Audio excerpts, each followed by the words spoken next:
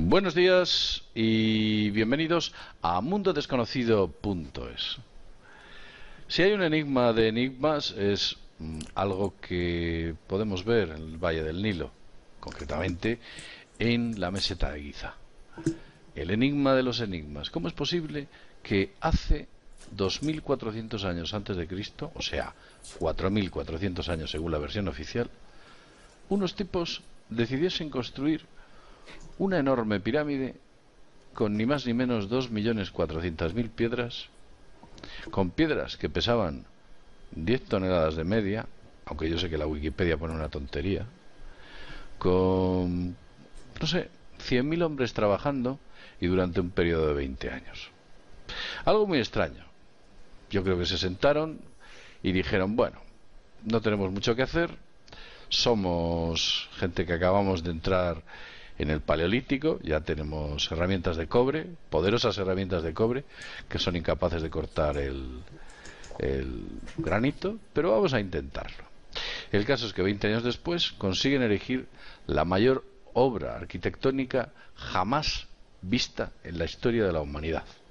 Tan perfecta que incluso hoy en día los grandes constructores tendrían inmensas dificultades para poder construirla. Y por supuesto los presupuestos que tendrían que utilizar serían pues similares a todo lo que es la exploración del espacio durante todos estos años.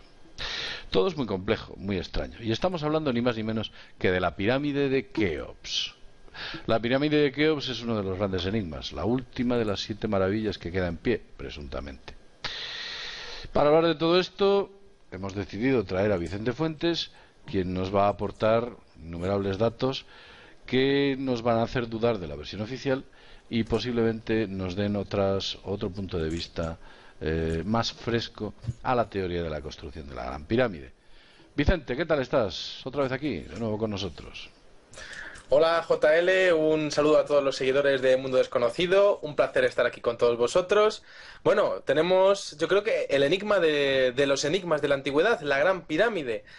Bueno, en este videoprograma vamos a tratar de explicar las matemáticas de esta Gran Pirámide de una manera muy resumida y muy sencilla, y vamos a ver lo imposible que es erigir una construcción así con la tecnología que había en aquellos momentos. Es que ya de hecho la propia datación de la Gran Pirámide expone un error de base de la ciencia moderna, y esto lo vamos a comentar ahora. Si te parece bien, JL, comenzamos. Pues efectivamente, la datación a la que tú haces referencia, que es la datación oficial, que dice que la pirámide tiene 4.400 años aproximadamente, fue puesta sencillamente porque se encontró una inscripción que correspondía a una dinastía en la cual reinó un faraón llamado Keops. Esa inscripción que se encontró dentro de la pirámide es absolutamente falsa. Fue falsificada me parece que fue un británico, quien, debido a que estuvo muchos años allí y no consiguió descubrir absolutamente nada, finalmente decidió, en una de las grandes rocas que había dentro de la Gran Pirámide, en la parte posterior, hacer una inscripción intentando, bueno, pues justificar todos esos años que estuvo allí, alegando de que fue el rey Keops o el faraón Keops quien construyó la Gran Pirámide. Pero a partir de este punto, nada más. Los datos que se dan es que se utilizaron 100.000 hombres, y esos 100.000 hombres durante esos 20 años, no penséis que esos 100.000 hombres trabajaban todo el año o trabajaban 24 horas al día, no, aquellas cosas no funcionaban así. Entonces no existían bombillas de magnesio que permitían por la noche a la gente trabajar, o por entonces no existían ciertos tipos de métodos de trabajo que permitían, bueno, pues a los operarios utilizar aquellas impresionantes rampas que la versión oficial también alega que se construyeron. Lo cierto es que hay muchas cosas que nos parecen absolutamente erróneas. Las mediciones de la pirámide son tan perfectas que incluso hoy en día, con aparatos impresionantes de medida, nos costaría replicarlas. La pirámide tiene un conjunto de galerías que fueron planificadas antes de y no construidas después de, con lo cual el arquitecto tenía un problema adicional de colocación de esas galerías. También la velocidad de montaje nos supone que esos 100.000 hombres nunca pudieron hacerlo en 20 años, hubieran necesitado muchísimo más tiempo. Todo es una especie de compendio de errores de los cuales vamos a hablar aquí con Vicente, ¿verdad, Vicente? Efectivamente, JL, tenemos que tener en cuenta que esos 100.000 hombres debieron colocar un bloque de 2,5 a 10 toneladas, pues un bloque cada 3,5 minutos durante las 24 horas al día, cada uno de los 20 años que supuestamente, bueno, pues tenemos datado que corresponde al reinado del faraón Keops, ¿no? Podemos empezar, JL, comentando que, bueno, evidentemente los egipcios de la cuarta dinastía jamás dispusieron de tanta mano de obra, número uno. Número dos, para construirlo tenemos varias teorías, ¿no? La principal teoría es siempre la de las rampas, unas rampas de arena que van, bueno, pues que tienen una pendiente de unos 30 grados y que van permitiendo, pues, ir moviendo los bloques e ir elevándolos en altura. Sería una rampa de adobe y arena, y de hecho se llegó a pensar que habría habido incluso 4 grandes rampas, ¿no? Esto lo estudió el investigador alemán Ludwig Borchardt. Pero bueno, luego, con el paso de los años, hubo un señor que se llama, un egiptólogo, que se llama Mark Lehner, que dijo que no, que solamente había habido una sola rampa que circundaba la pirámide. De hecho, también Philip Loyer, que es otro investigador egiptólogo, dijo que, bueno, pues esa rampa, de hecho, llegó a especificar, tenía que tener 2 kilómetros de longitud, y clavó el nivel en alrededor de 30 grados, como hemos dicho, 30% de desnivel, ¿no? Tendríamos que tener en cuenta que esa rampa sería realmente, más que la propia pirámide de Keops, sería la construcción más colosal que ha existido en la historia del planeta Tierra. Ya solamente la rampa ya merecería la pena coger una máquina del tiempo y ver aquello en directo, ¿no? De ser cierta esa teoría, ¿no? Efectivamente. Tenemos que entender que en esa rampa tenemos que por tamaño, por peso, que evidentemente el terreno debía soportar una inmensa cantidad de material encima, ¿no? Y eso evidentemente pues no ha podido ser demostrado ni en ingeniería ni en arquitectura que esa rampa sea posible de realizar en la meseta de Gizeh. Bueno, vamos a ponernos en contexto. Estamos hablando de piedras de 10 toneladas y una piedra de 10 toneladas, más o menos, en la cara en la que se puede empujar, aproximadamente puede haber como mucho 5 personas. Aquella gente que pertenece al Neolítico, bueno, pues tenía ya pues sus pequeñas cuerdas construidas con materiales vegetales, a las cuales pues tampoco se puede tirar mucho porque se rompen. Pero imaginemos que aquellos tenían algún método especial para que aquellas lianas vegetales o aquellas cuerdas vegetales aguantasen mucho. Vamos a suponer que había otros 5 tipos o 6 tirando, vamos a poner otros 5 tipos tirando de una cuerda por un lado y otros 5 empujando por otro. Si tenemos en cuenta que la piedrecita pesa 10 toneladas y cogemos una calculadora y decimos 10 toneladas son 10.000 kilos, si yo lo divido entre 10 hombres, pues la cifra lo que tiene que empujar cada hombre, que lo sepáis, es concretamente esto: 1.000 kilos.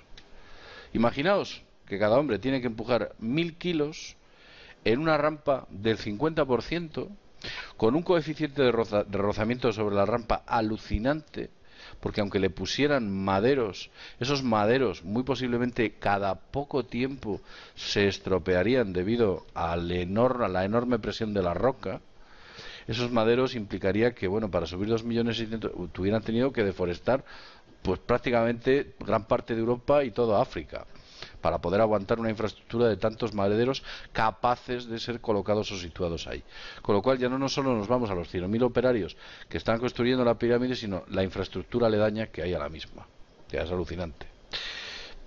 Datos adicionales, que es lo que nos estaba contando Vicente, que esa rampa sería mayor que la propia pirámide. Pero es que escuchad, al parecer una de las versiones oficiales decía que no había una, había 4 rampas. Imaginaos 4 rampas de 2 kilómetros. Bueno, o sea, estamos hablando de una construcción ya no gigante, inmensa, que se podría ver desde el espacio, casi a simple vista, con medios de cobre mal forjados, cuerdas mal preparadas,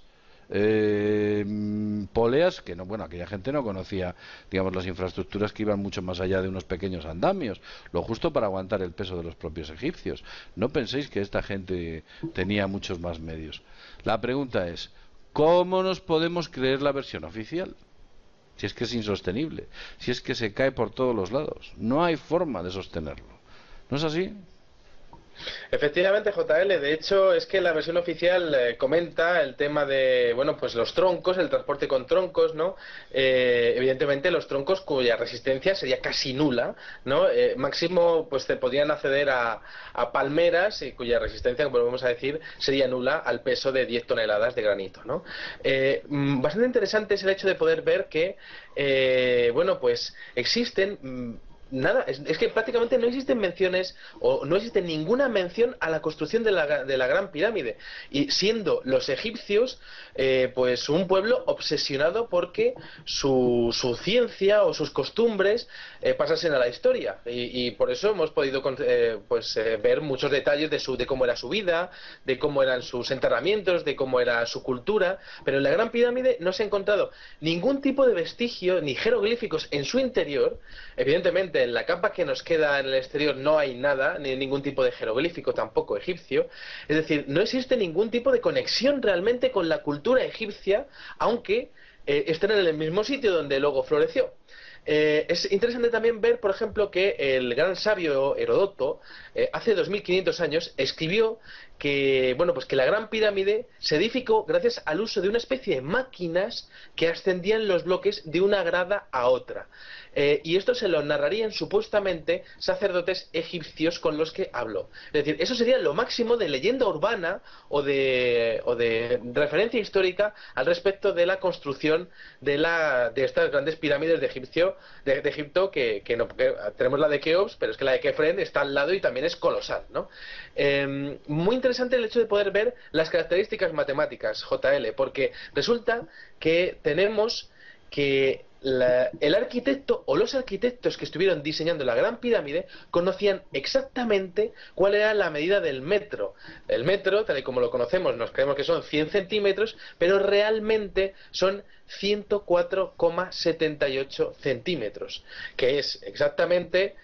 pues te voy a decir, el metro es la distancia que recorre la luz en el vacío durante un intervalo de 1 partido de 299,792,458 segundos. Entonces es interesantísimo porque resulta que los egipcios realizaron sus medidas en base al codo egipcio, que es justo la mitad de lo que es la medida exacta del metro. Un codo egipcio pues es 52,39 centímetros y la medida exacta del metro es 54,78. Es decir, los egipcios conocían la medida del metro con respecto a lo que nosotros medimos a día de hoy con respecto a la velocidad de la luz y a la distancia que recorre la luz en el vacío, y esto lo sabían hace, pues ya te digo, más de 12.000 años. Y lo de los 12.000 años, JL, para comentarte una cosa más, tenemos que tener en cuenta que ha habido muchos estudios que exponen que las pirámides tienen la misma forma, el mismo ángulo, la misma disposición que las estrellas de Orión. Pero es que resulta que tienen esa misma disposición que tenían hace 12.500 años, y eso por supuesto no se corresponde ni con el reinado de la cuarta dinastía de Keops ni con el florecimiento de la civilización egipcia. Es decir, estamos hablando de un pueblo que hizo aquel homenaje alucinante a esa constelación de Orión, pues miles y miles de años antes de que la civilización egipcia floreciera. Peor me lo pones. Sí, además creo que está basado en las teorías de Robert Bauval, quien escribió que efectivamente las tres pirámides forman el llamado cinturón de Orión. El Nilo es como una especie de Vía Láctea y que ese cinturón de Orión no tenía esa forma más que la fecha que tú has indicado, 12.000 años.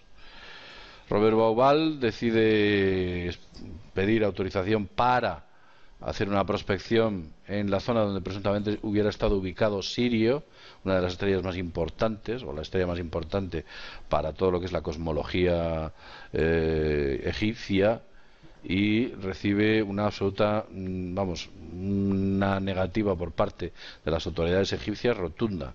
Recordemos que Al-Zawass, uno de los grandes defensores de la teoría oficial, bueno, pues ni de coña deja que se hagan prospecciones o que se abran nuevas investigaciones dentro de Egipto. A los egipcios les interesa mantener la idea de que fueron ellos los que construyeron la Gran Pirámide. Es una cuestión nacional. Nosotros hemos construido la Gran Pirámide, una obra que nadie ha podido reproducir. ¿Cómo les vamos a quitar o cómo se les va a quitar esta idea con nuevas prospecciones que puedan venir? Pero la cosa viene más allá. Si nos vamos al Neolítico y hablamos de 12.000 años, Vicente, aquella gente que tenía piedras de siles, no conocían el cobre, tenían lianas y malamente palos de madera, afilaban algunas cosas, o sea, no conocían prácticamente ni el barro. O sea, el barro calentado después para producir enseres, etcétera. O sea, que si estamos hablando ya, no había grandes asentamientos humanos, por supuesto, en los cuales se agrupasen 100.000 personas. Vamos, ni de lejos. Los grandes asentamientos empiezan a producirse en el Paleolítico, en el Neolítico, pero en el Paleolítico nada. Aquello eran pequeños grupos dispersos de como mucho a lo mejor 200 o 300 personas, las cuales se asentaban en una zona, y cuando aquella zona perdía su riqueza, pues se iban a otra zona. Funcionaban así, no conocían los cultivos. Si no conocían los cultivos, ¿cómo van a producir algo de esta naturaleza? Pues eso es prácticamente imposible. Con respecto al metro, y ya para acabar, decirte que el metro, en parte, la idea del metro como que es una 10.000 millonésima parte o una millonésima parte, ya no sé exactamente, de la distancia que hay desde el Polo Norte al Ecuador. El ser humano plantea una idea de que necesita un patrón de medida. Efectivamente, como tú nos has dicho, el patrón de medida viene certificado de esa manera. Y la pregunta es cómo sabían los egipcios que efectivamente esa distancia es esa parte en concreto. Es muy difícil de calcular. Además, el error no lo tienen los egipcios, lo tienen los científicos que posteriormente desarrollan el metro, que se equivocan. Se equivocan en 4,78 centímetros, porque el metro egipcio es el correcto. Ojo, las cosas hay que llevarlas así. Además, bueno, más o menos hemos podido ver que la distancia que existe entre el codo y la punta de nuestros dedos son unos 52 centímetros aproximadamente. Aquella gente, bueno, pues eran más o menos de nuestra talla, o aquellos que defendieron la teoría del codo egipcio. Pero vamos a continuar hablando de estos misterios. Adelante, Vicente, cuéntanos. Sí, JL. Además de lo que has comentado, que es impresionante el tema del metro, tenemos que entender que hace 12.000 años la precisión del tallado que existía era muy baja. Es decir, estamos hablando de algo totalmente manual. Pero resulta que las piedras de granito que forman las grandes pirámides, las dos pirámides, incluso también la de Miquerinos, pues resulta que, bueno, pues para evaluar su precisión tenemos que hacerlo a través de un instrumento que se llama MASER, que es una Microwave Amplification by Stimulated Emission of Radiation. Es decir, es un amplificador similar al láser, pero que opera en la región de microondas del espectro electromagnético. Es decir, que para recibir señales muy débiles. Es decir, lo que estamos hablando es que el tallado de las piedras tiene una tecnología que es tan exacta y tan perfecta que a día de hoy solo la podemos calcular a través de láseres, por supuesto, inventados a finales del siglo XXI, ¿no? Interesantísimo. Luego, por otra parte, tenemos que entender qué eran las grandes pirámides. Bueno, ha habido algunas menciones de pueblos de la antigüedad y cómo las llamaban, ¿no? Bueno, pues es interesante porque siempre estaba muy relacionado con el tema de la luz, como si pudiese estar reflejando luz a miles y miles de kilómetros, quizá haciendo el efecto igual que vemos las estrellas de Orión, ¿no? Estaría deslumbrando al mirarlo a cientos de kilómetros. Muy interesante también el hecho de ver que entre cada uno de los bloques de piedras no cabría una cuchilla de afeitar. Tal sería la exactitud, ¿no? Entonces, aquí tenemos que hablar de estudios que ha habido, ¿no? Hay un señor que se llama Davidovich, y este señor que le conoces tú muy bien, se llama Joseph Davidovich, es director del Instituto de Ciencias Arqueológicas de la Universidad de Florida, y este hombre dice que con el tema de las piedras tuvo que pasar algo muy raro y muy especial en aquellos momentos hace 12.000 años, porque expone que aquel imperio que pudo construir aquello, pues era capaz de fabricar la piedra o de ablandarla, facilitando así su manejo. Es decir, de hecho, este hombre expone que hay algunos jeroglíficos posteriores que hablarían de cierta ciencia ya olvidada o ocultada, subrepticia, oculta, por algunos estamentos del poder, que permitirían pues una fórmula química para ablandar la piedra, transportarla en forma de líquido y luego volver a hacer el conglomerado. Sí, efectivamente, Joseph Davidovich. Este hombre, yo tuve ocasión, hacía mucho tiempo, de ver un vídeo en el cual era capaz de disolver una roca de calcita en agua, dentro de una bolsa como esas bolsas donde la gente mete los peces, los pececillos de colores. Pues él metió una piedra, una roca de caliza, y consiguió disolverla. Utilizó algún tipo de sustancia desconocida. Lo cierto es que este hombre descubre, punto número 1, ablandarla, y lo más difícil todavía, punto número 2, endurecerla. Él consigue esto. Se dedica a investigarlo, y como bien dice Vicente, porque él descubre cosas extrañas con respecto a la construcción. Por ejemplo, se da cuenta de que en ciertas radiografías de esas rocas aparecen en el interior trozos de uña, aparecen pelos, aparecen burbujas de aire que no deberían aparecer por una formación geológica normal, y sin embargo aparecen esas burbujas. E incluso creo recordar que el grado de agua que de aquellas rocas era un tanto anómalo. Algo existía o algo había. Pero bueno, vamos a centrarnos en lo que descubre finalmente. Este hombre hace una serie de investigaciones, consigue ablandar la roca, endurecerla, desarrolla una fórmula química. Y bueno, pues podéis, si tenéis curiosidad, ver cómo ese geopolímero, que así lo llama, podéis entrar en su página web, que es geopolímer con y.com, ahí es .org, geopolímer.org con y. Ahí Davidovich bueno, nos muestra una serie de documentos o libros que él distribuye, en el cual explica las formulaciones químicas, nos muestra una serie de charlas que ha dado, explicando muy coherentemente cómo se hacía este tipo de cuestiones.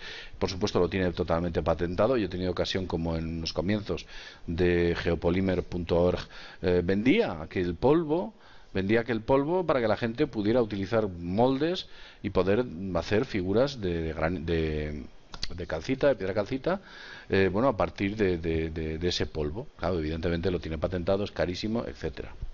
Con lo cual nos damos cuenta que quizás ha habido una evolución en la pérdida del conocimiento de un mecanismo de reblandecimiento de la piedra. ¿Qué nos lleva a todo esto? Pues que ya no hacen falta rampas, ya no hace falta una infraestructura tan grande, sencillamente lo único que hace falta son moldes, llevar la arena y suministrarle el agua correspondiente con la fórmula adecuada. Eso sería lo que haría falta. Aún así, es dependiente de eso una tecnología lo suficientemente adecuada como para poder transportar el agua y poder transportar la arena. Que volvemos a las mismas. Aquella gente que construyó las pirámides no eran los mismos que estamos viendo este vídeo. Eran otro tipo de entidades totalmente distintas, y por entonces, cuando se construyó la pirámide, el Homo sapiens estaba poco más o menos perdido por cuevas y zonas donde más o menos se estaba desarrollando la caza, vergeles, etcétera. Estas cosas no son como nos las están contando. Pero vamos a continuar más adelante. Vamos a continuar con la historia, Vicente, porque esto da bastante más de sí. Pues sí, JL. De hecho, yo creo que estamos ante la construcción más extraordinaria de todos los tiempos, porque nosotros nos creemos que las pirámides tienen las caras planas totalmente, pero resulta que se ha descubierto que las caras de la pirámide no son totalmente planas, sino que son convexas, es decir, están curvadas ligeramente hacia adentro y tienen, además de eso, una orientación al norte geográfico. Y de hecho el día del equinoccio del Sol incide de manera que la sombra parte exactamente en dos la cara norte. Es decir, todo una auténtica maravilla matemática, ¿no? Pero sobre todo el hecho de que la construcción tiene una convexidad en las caras, es decir, estamos hablando de una hipérbola, de una construcción hiperbólica, que es una auténtica locura de ingeniería y de arquitectura poder hacer eso con piedras hace 12.000 años, ¿no? Podemos decir, evidentemente, que en el Paleolítico, pues poco menos que estábamos cazando, pues para sobrevivir, ¿no? Y descubriendo, pues algunas cosas, pues muy básicas para la vida, ¿no? Tenemos que tener en cuenta que ha habido alguna mención, pero no con respecto al pueblo egipcio, sino al pueblo sumerio. En el pueblo sumerio tenemos en Nínive una ciudad en donde pues se han descubierto algunas tablillas de arcilla con escritura cuneiforme, y resulta que ahí se habla de pirámides, de esas pirámides, las pirámides de esa zona del planeta, construidas 6.000 años antes de que apareciesen los egipcios, y de hecho en esas mismas tablillas hablan de que la Tierra pues es el séptimo planeta contando desde fuera hacia adentro en el sistema solar. Pero claro, evidentemente esto cómo podían saberlo los sumerios, qué tipo de saber habría en aquel momento, porque evidentemente pues Urano se descubrió en 1781, Neptuno en 1846, Plutón en 1930. Esos planetas no se conocían hace 12.000 años. Es decir, estamos hablando de que alguien sabía una ciencia que evidentemente no es la misma que tenemos a día de hoy, ¿no? Pero es que fíjate, JL, porque hay más, hay estudios que avalan, y esto por ejemplo lo estudió el señor Walter Simons, que es un egiptólogo, que descubrió por accidente que la pirámide posee un campo electromagnético propio, y esto lo descubrió pues el hombre, tenía una botella de cristal, y entonces tenía un papel humedecido, un papel con agua, y resulta que recibió una descarga eléctrica estando en la pirámide de Keops, ¿no? Y entonces se dio cuenta, empezó a hacer estudios y se dio cuenta que, por lo visto, las 5 losas graníticas, colocadas una encima de otras y separadas unos 3 metros, actúan como una inmensa pila. Y claro, tenemos que entender la inmensa cantidad de bloques que habría. Es decir, podríamos estar hablando de un gigantesco generador de energía eléctrica. Pero es que mucho más. Estamos hablando, JL, que la exactitud matemática alcanza niveles enfermizos prácticamente, ¿no? Las medidas y las proporciones de la pirámide muestran una exactitud tal que las 4 caras están orientadas a los 4 puntos cardinales exactamente, y el error que tienen con respecto a la desviación de los puntos cardinales es inferior a 1/10 de grado. Cosa que evidentemente, bueno, de hecho entre la cara más larga y la más, bueno, entre las caras la diferencia que hay es máximo 20 centímetros en una construcción tan alta como esa, ¿no? Estamos hablando, por tanto, de algo totalmente excepcional, que aúna conocimientos científicos que a día de hoy, con el avance de nuestra ciencia, ni siquiera podríamos llegar a imaginarnos o cómo construirlo con las herramientas que habría en aquellos momentos. Es curioso. Has mencionado Mesopotamia y el conocimiento que tenían sobre aquella pirámide. Pues hay un dato curioso, y es que el califa Al-Mamud, en el siglo IX, en el año 813 aproximadamente, envía a Egipto unas tropas porque quería hacerse con los tesoros que había dentro de la Gran Pirámide, que le habían dado un chivatazo al mamut. Podemos pensar que todo era una broma, pero la broma no lo es tal cuando nos damos cuenta de que las tropas, cuando llegan allí, sabían o conocían perfectamente el punto donde tenían que cavar dentro de la pirámide, porque justamente en esa zona donde se ponen a hacer la prospección y a excavar, aparece una de las grandes galerías, curiosamente. O sea que algún documento había, algún tipo de escritura lejana en el tiempo, perdida en el tiempo, había llegado a los oídos de Al-Mamud para que efectivamente bueno, pues con las ansias de intentar obtener el gran tesoro que debía albergar esa gran pirámide, consigue acceder ahí. Posteriormente entran, no llegan muy lejos porque ven que está todo absolutamente vacío, no hay gran cosa dentro de la gran pirámide, prácticamente nada, y regresan avisando al Mamut de que la expedición había sido un fracaso. Posteriormente luego hay una serie de expediciones que tampoco llegan a fructificar. Pero si bien es cierto, el conocimiento de la Gran Pirámide viene muy de atrás, y también se habla de un tesoro, de algo que hay dentro de la Gran Pirámide que todavía no se ha descubierto, y que, como tú bien sabes, hay una especie de puerta con dos, me parece que son tiradores de bronce, que se está intentando abrir. No se está consiguiendo porque los robots que han utilizado no pueden abrir esa roca, debido a que los tiradores se han roto, aunque están intentando pensar en taladrar o horadar, o incluso utilizar algún tipo de pequeño explosivo para romper esa puerta y poder acceder a una parte de la pirámide desconocida. Pero bueno, independientemente de todo esto, nos damos cuenta de que la pirámide es un gran misterio. Se cuenta que en la época cuando la pirámide era floreciente, todo lo que es la meseta de Gizeh era un enorme vergel, como uno de los vídeos en los que hablamos en Mundo Desconocido, donde se decía que la pirámide, entre otras cuestiones, se utilizaba como bomba de agua en la época de sequía, para que toda la zona de Giza fuese un auténtico vergel. Otro dato curioso es que la meseta de Giza está llena bueno, pues es hueca prácticamente, está llena de numerosas cuevas, numerosas cavernas. Es bastante la oquedad que existe por debajo de la meseta de Giza, y se sospecha que hace mucho tiempo por aquellas viejas o antiguas cavernas corría agua también. Todo es un misterio. ¿Algo más que añadir, Vicente?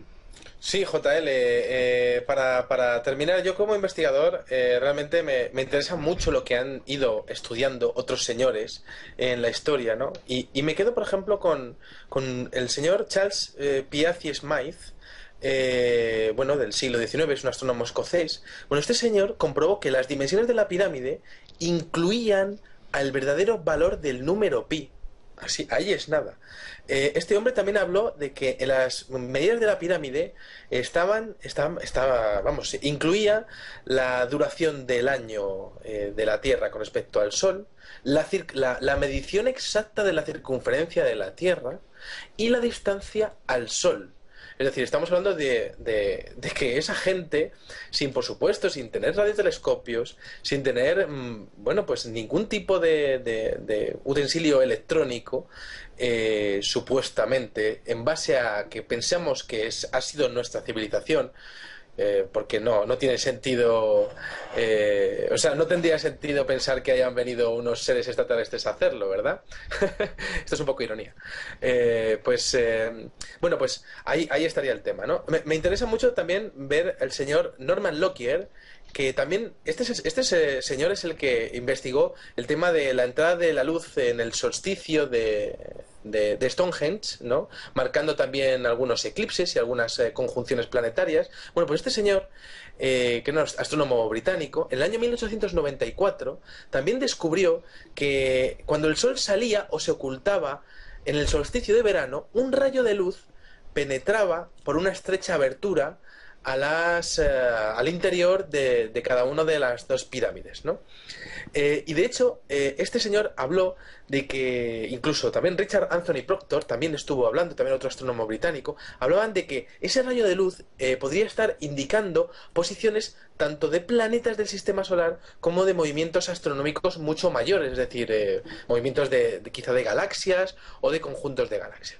Es decir, estamos hablando de un conocimiento tan colosal y tan bestial que no podemos, realmente la teoría oficial se cae por todos los lados, ¿no? A todas luces, y realmente nos queda pensar que hubo algún tipo de pueblo venido de otro lugar del cosmos, que no tuvo más remedio que estar aquí, o que realmente, bueno, pues hizo algún tipo de colonia aquí en la Tierra, y que erigió estas inmensas pirámides con unos propósitos científicos muy claros, y de hecho, bueno, pues que todas las matemáticas que estaban controlando y que estaban exponiendo con estas grandes pirámides, evidentemente no serían descubiertas hasta muchos milenios después, ¿no? Que seríamos nosotros ahora que estamos alucinando con el estudio de todo esto, ¿no? Entonces, para terminar, en mi opinión, estamos ante quizá pues el mayor misterio de la antigüedad, sin ninguna duda, y a mí no me cabe duda, primero, de que el pueblo egipcio no tiene nada que ver con la construcción de la pirámide, tiene más que ver con el pueblo sumerio, que llegó hasta la meseta de Gizeh en su momento. C. O sea, segundo, tengo muy claro que la Gran Pirámide puede emitir energía de alguna manera.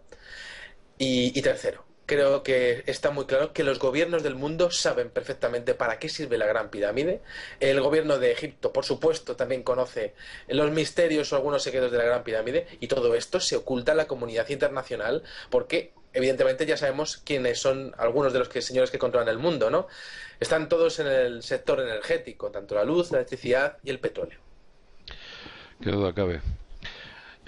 Pues sí, has hecho un comentario sobre que efectivamente la pirámide es algo más que alguien sabe que es. Ha habido eventos que se han intentado hacer en la Gran Pirámide y han sido prohibidos, como la visita de importantes presidentes, que fueron prohibidas al último minuto. Parece ser que algo ocurría o algo sabían.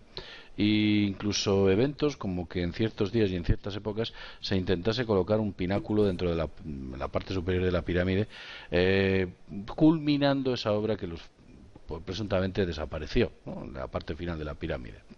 Tampoco fue permitido. Asimismo, te puedo decir o te puedo asegurar que la pirámide se ha podido ver en ciertas fotografías Kirlian efectuadas por algunos investigadores que efectuaron investigaciones sobre pirámides de cobre. No os aconsejo que hagáis, si hacéis una pirámide no las hagáis de metal, son peligrosas.